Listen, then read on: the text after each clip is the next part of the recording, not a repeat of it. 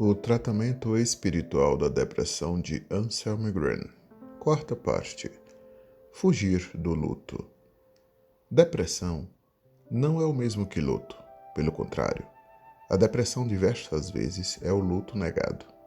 O ser humano que não se permite o luto e o reprime torna-se internamente paralisado na depressão. Por vezes, a doença exerce plena função de cura, quando o luto é grande a ponto de não conseguir ser suportado. O indivíduo muitas vezes se recolhe em uma depressão. Ela é uma espécie de estado de choque que evita que o indivíduo em luto afunde-se completamente no luto. Este estado caracteriza-se por uma sensação de falta de sentidos, por um esvaziamento dos afetos e por uma falta de acompanhamento do meio natural e social. Nestes casos, a depressão é como um intervalo que a alma se concede até que ela seja capaz de enfrentar o luto. No entanto, algumas pessoas ficam presas à depressão. Elas ficam internamente paralisadas, porque a proteção depressiva também tem algo de opressor. A proteção depressiva permite como uma couraça pouco movimento. A paralisação tem o seu preço. Ela deve ser pago apenas quando todas as outras possibilidades falharem. Em virtude disso, é necessária a proteção de uma relação terapêutica ou pastoral amável e confiável para que o depressivo seja capaz de falar sobre o seu luto e a dor decorrente, por exemplo, da perda de entes queridos.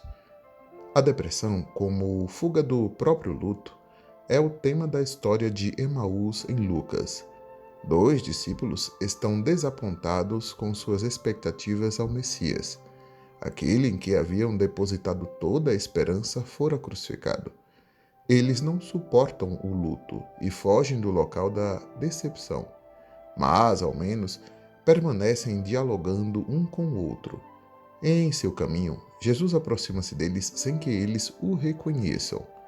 Quando Jesus lhes pergunta que palavras eram aquelas que estavam trocando entre si, reagem da seguinte forma a essa pergunta que parece colocar-lhes um espelho diante dos olhos. Eles então, paralisam-se tristes. A palavra grega diz: eles pararam com um olhar sombrio e expressão entristecida.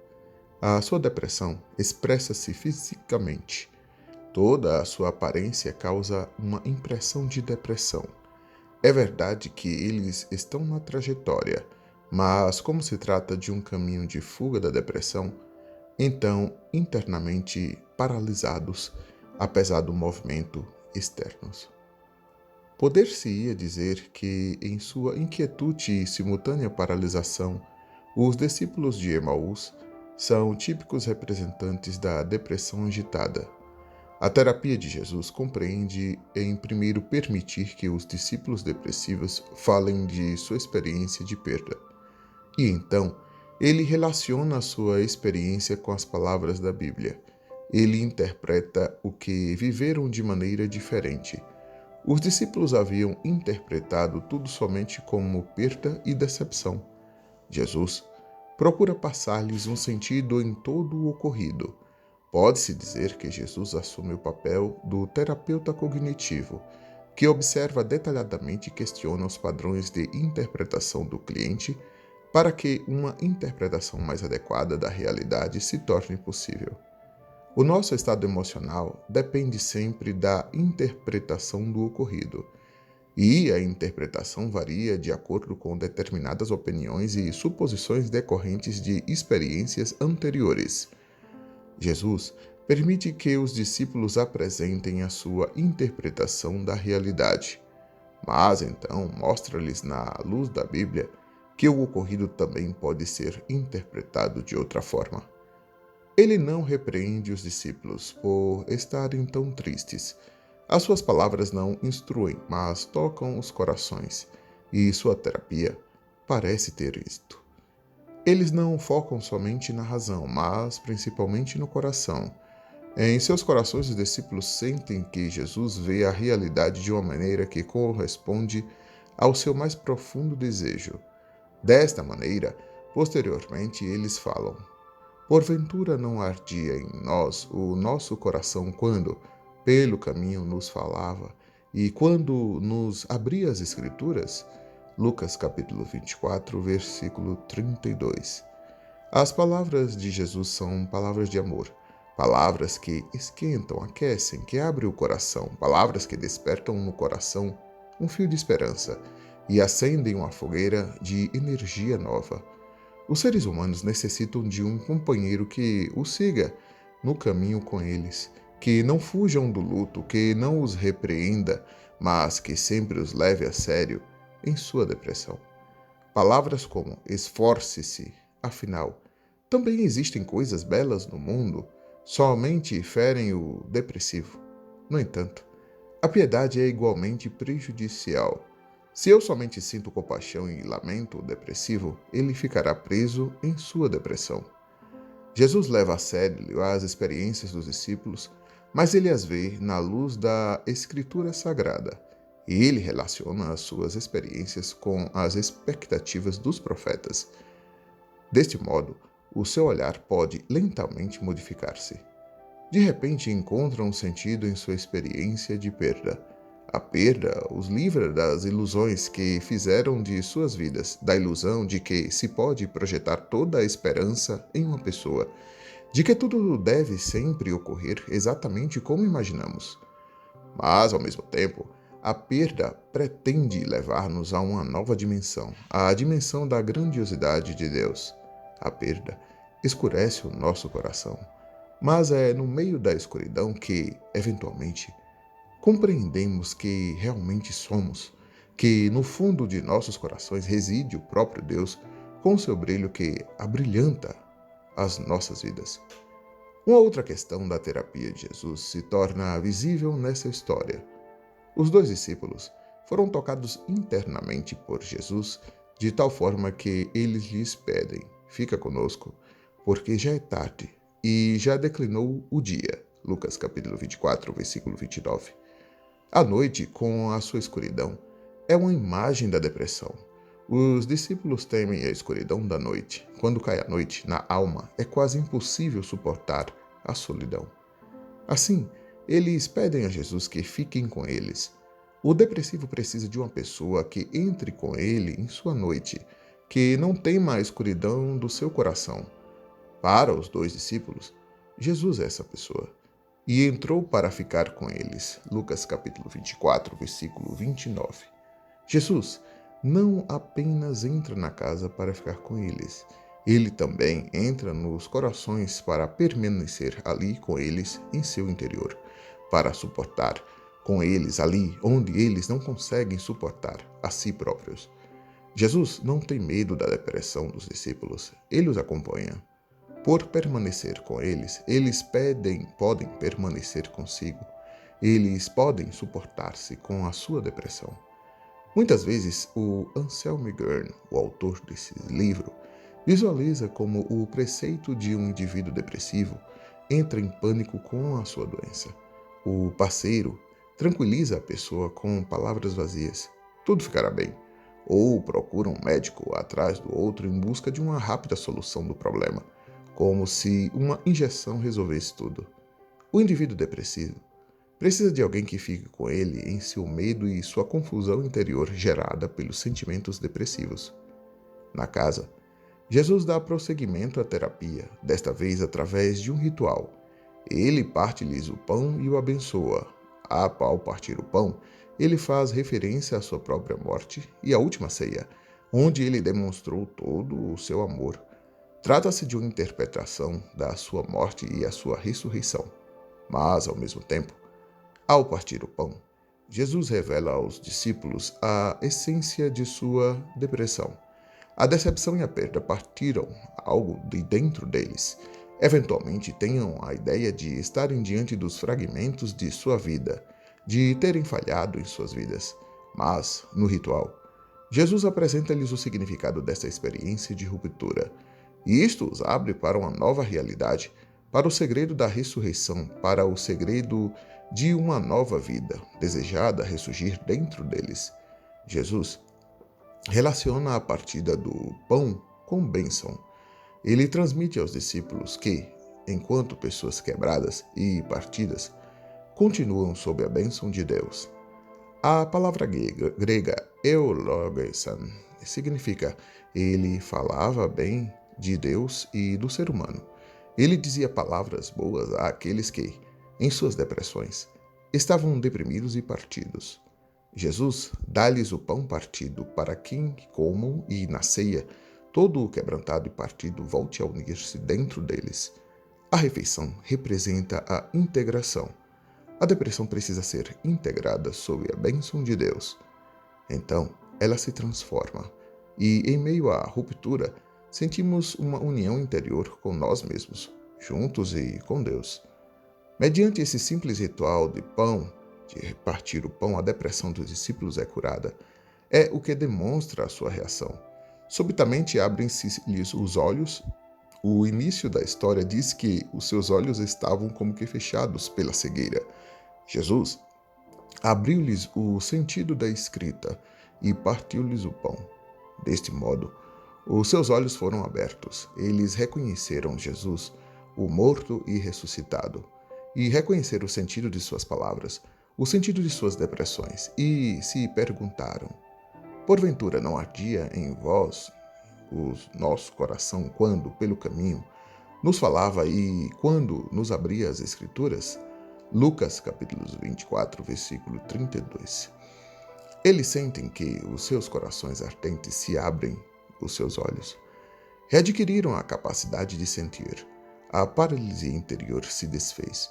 O olhar encoberto dá lugar a olhos abertos e claros que, repentinamente, reconhecem em tudo o próprio Cristo que está em seus corações e lhes revela o sentido da vida. E uma terceira reação dos discípulos: eles se levantavam e iniciavam a sua caminhada para Jerusalém, o local de sua decepção. Eles entram em contato com a sua força. Eles desistem da fuga e retornam para o local em que foram decepcionados. Mas, agora, conseguem falar a respeito de outro aspecto, porque em seu caminho vivenciaram a cura.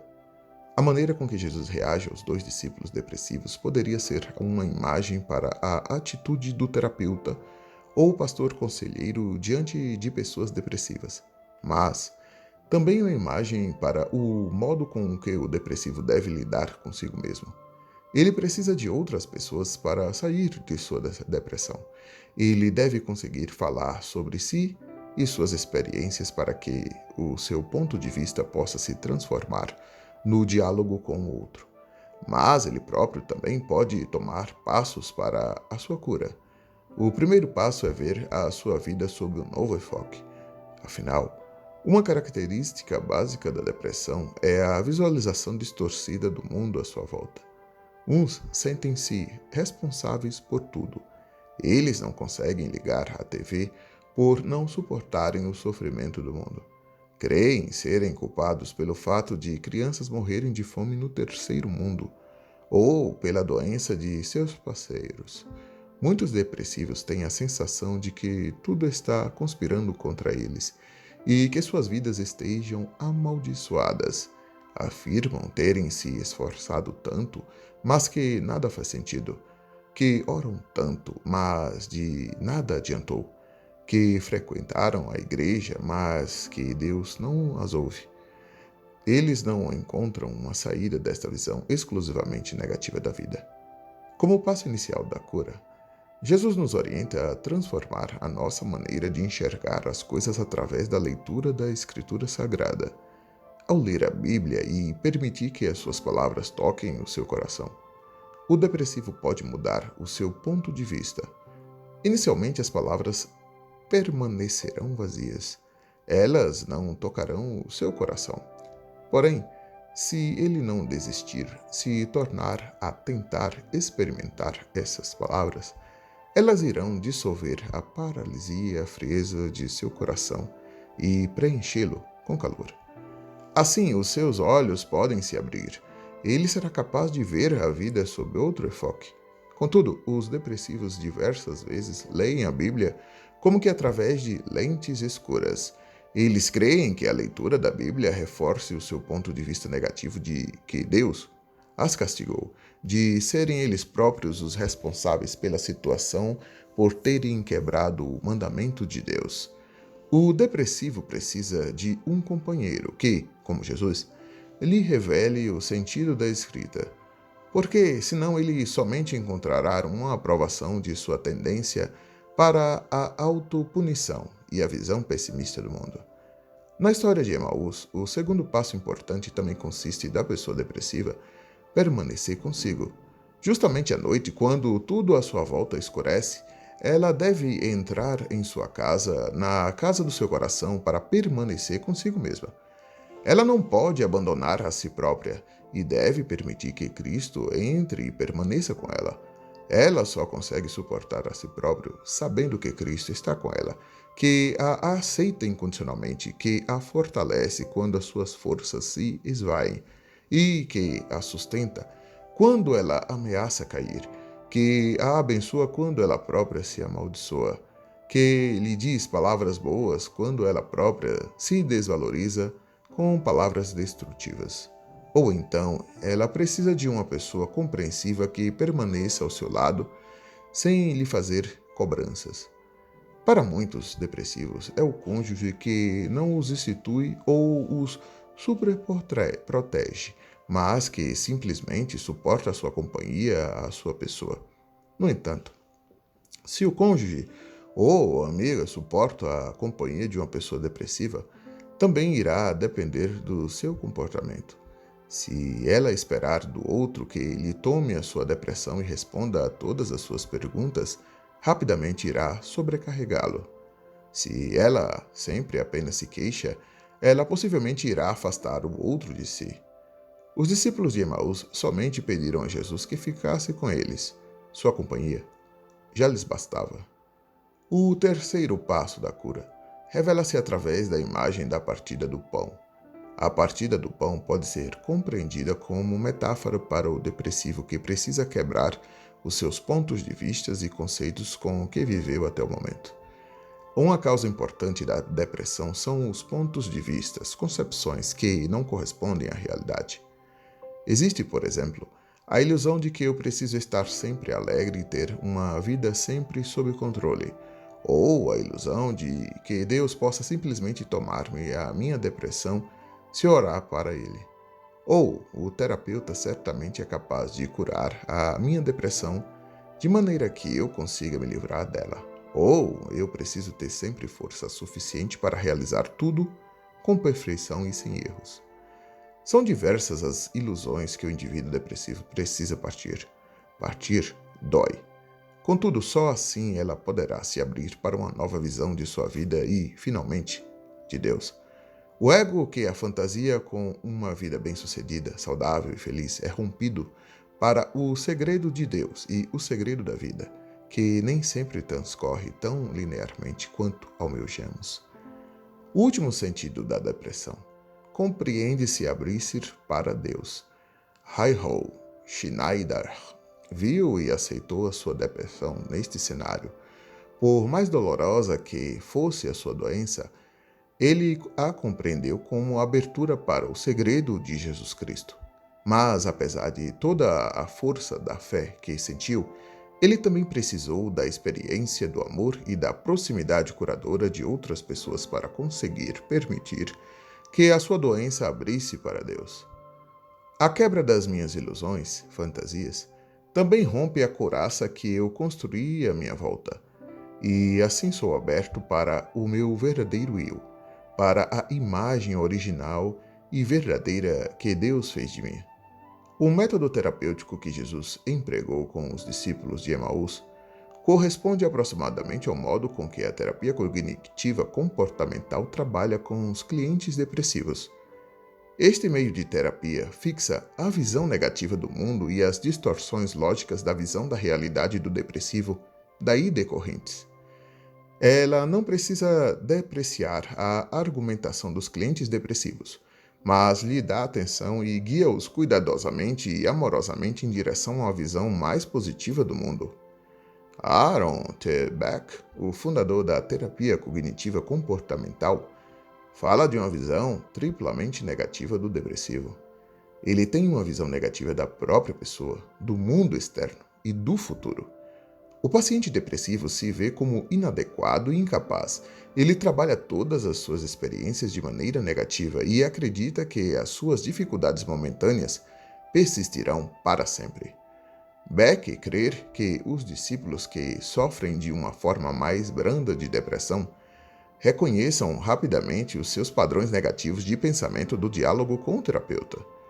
Quando a depressão se torna mais pesada, o pensamento é cada vez mais dominado por ideias negativas, não havendo, obrigatoriamente, correlação lógica entre suas situações atuais e as interpretações negativas.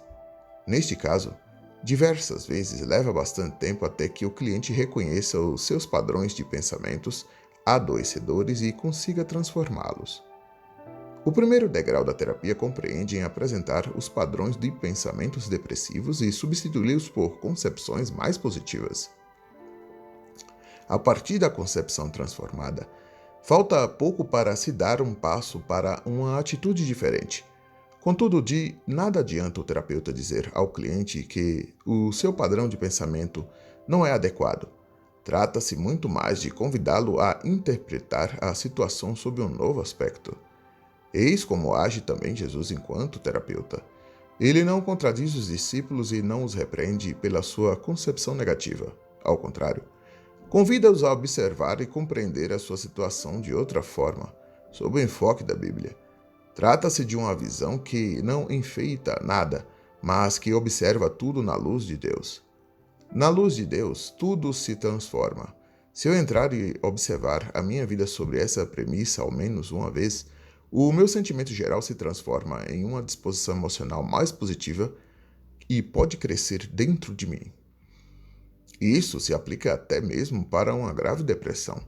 Ela não acabará simplesmente por causa de uma visão diferente, mas se eu a interpretar na luz da Bíblia como a escuridão a que Deus me expôs, então posso lidar com ela de uma forma diferente. E então eu não me reprimi por causa da minha depressão, mas a compreenderei como a minha passagem para a luz. Contudo, quando a depressão penetra profundamente em uma pessoa, outras formas de cura além da terapia cognitiva comportamental tornam-se necessárias. Ao lermos a continuação da história de Emaús na Bíblia, encontramos uma palavra de Jesus que, para mim, aponta para um outro método terapêutico. Jesus surge como ressuscitado diante dos discípulos. Enquanto eles relatam um ou outro as suas experiências, eles se assustam diante de Jesus e sentem medo. E então ele lhes diz: "Vede as minhas mãos e os meus pés, porque sou eu mesmo." Lucas capítulo 24, versículo 39. No grego, encontramos aqui ego eimi autos, para a filosofia estoica a qual Lucas fez algumas referências em seu evangelho. Autos é o âmago pessoal, o santuário interno da pessoa, a região interna do eu em que Deus reside. Neste santuário interno, a pessoa entra em contato com a sua verdadeira essência, com a imagem verdadeira e original de Deus em si. Na ressurreição, Jesus tornou-se absolutamente este autos. Às vezes eu delego às pessoas que acompanham a tarefa de, durante uma semana, dizer a si próprias, durante toda e qualquer atividade: "Eu sou eu mesmo." Isto pode permanecer simples, até parecer simples, mas ao treinar isso com frequência eu passo a ponderar a minha disposição depressiva. Eu não a renego, mas eu sei que, debaixo dela, há uma outra coisa. Eu tenho uma depressão e ela me domina, mas eu não sou a minha depressão. Dentro de mim não há este âmago interno do eu que atravessou a escuridão da morte e do túmulo e ressuscitou. Ao recitar conscientemente a mim mesmo esta palavra pensando no ressuscitado, então dentro de mim pode desenvolver-se a confiança de que eu não preciso permanecer deitado no túmulo da minha escuridão, e do vazio não pode conter. Este santuário interno não é prejudicado pela depressão. Ali, nestes autós, a doença não pode penetrar. Ali, eu sou saudável e íntegro, e isto relativiza a depressão. sem extingui-la.